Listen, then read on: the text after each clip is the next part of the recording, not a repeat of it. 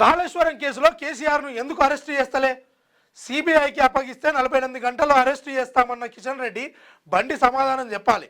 CM Revanth Reddy అంటుండు, మేం లేఖ రాసి 6 నెలలు గడుస్తున్నా కేంద్రం ఎందుకు పట్టించుకుంటలే?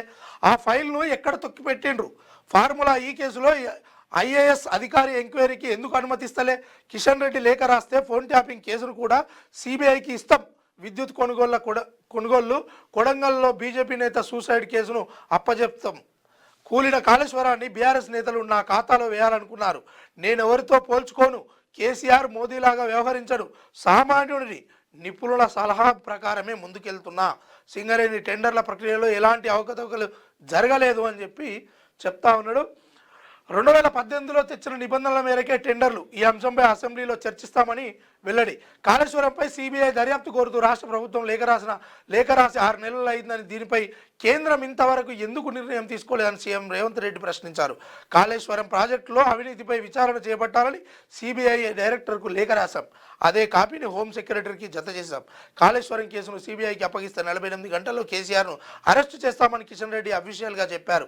ఇంతకాలమైనా కేసీఆర్ను ఎందుకు అరెస్టు చేయలేదు అని నిలదీశారు. రాష్ట్ర లేఖపై department of personnel and training CBI refer చేస్తుందని, డిఓపిటి పిఎంఓకు సూచిస్తుందని, మరి ఆ ఫైల్ పిఎంఓలో ఆగిందా లేదా మరెక్కడైనా ఆగిందా అనేది కిషన్ రెడ్డి, బండి సంజయ్ సమాధానం చెప్పాలన్నారు. అలాగే ఫార్ములా ఈ కారు రేసు కేసులో ఐపీఎస్ అధికారిని విచారించేందుకు డిఓపిటి ఎందుకు అనుమతి ఇవ్వడం లేదని ప్రశ్నించారు. ఢిల్లీ పర్యటనలో ఉన్న సీఎం రేవంత్ రెడ్డి గురువారం తన అధికారిక నివాసం తుగ్లక్ రోడ్లో మీడియాతో చిట్చాట్ చేశారు. ఫోన్ ట్యాపింగ్ కేసులోనూ A1గా ఉన్న మాజీ ఎస్ఐబి అధికారి ప్రభాకర్ రావును భారత్కు తీసుకొచ్చేందుకు కేంద్రం సహకరించలేదని ఆరోపించారు. సుప్రీంకోర్టులో రాష్ట్ర ప్రభుత్వం 20 నెలలు కొట్లాడి ప్రభాకర్ రావును తీసుకొచ్చి విచారణ కొనసాగిస్తున్నదని తెలిపారు. ఇక కాళేశ్వరంకు సంబంధించింది ఈయన ఏవైతే గత కొన్ని రోజుల నుంచి ఆరోపణలు చేస్తూ ఉన్నాడో రేవంత్ రెడ్డి, వాళ్ళ పార్టీ ఈ కారు రేసుల అవినీతి జరిగింది, అటు కాళేశ్వరం విషయంలో అవినీతి జరిగింది, అదేవిధంగా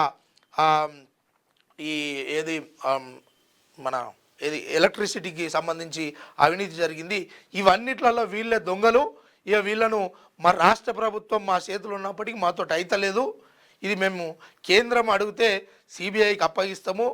ఇక కాళేశ్వరం విషయంలోనైతే ఆల్రెడీ మేము పంపించిన లేఖ రాసిన వెంటనే 48 గంటలలో అరెస్ట్ చేస్తామన్నారు.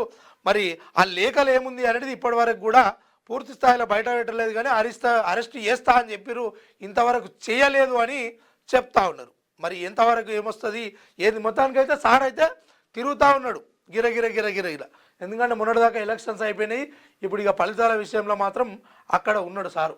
క్యూన్యూస్ పేరు చెప్పి ఎవరైనా వసూళ్లకు, అక్రమాలకు, బెదిరింపులకు గురి చేసిన క్యూన్యూస్కి సమాచారం ఇవ్వండి.